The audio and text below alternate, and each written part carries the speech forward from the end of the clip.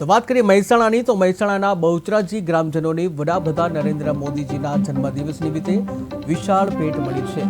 રાજ્ય સરકારના બહુચરાજી ગ્રામ્ય પંચાયતને નગરપાલિકાનો દરજ્જો આપવામાં આવતા ગ્રામજનોમાં આનંદની લાગણી જોવા મળી છે। ત્યારે હવે બહુચરાજી નગરપાલિકા બનતા વિકાસની નવી ગતિ મળશે અને શહેરમાં આધુનિક સુવિધાઓના દ્વાર ખુલશે। એક તમારું ગામ પંચાયતમાંથી નગરપાલિકામાં જઈ રહ્યું છે બહુચરાજી, તો શું કહેશો? સારી જ વાત છે ને, ખુશી।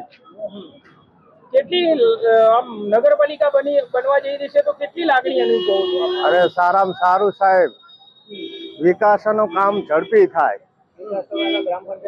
હા, એક ગ્રામ પંચાયત હતું તો ગ્રામ પંચાયતમાં કામો થતા હતા કે એના કરતા વધારે થતા? એના કરતા વધારે થાય, બમણા થાય।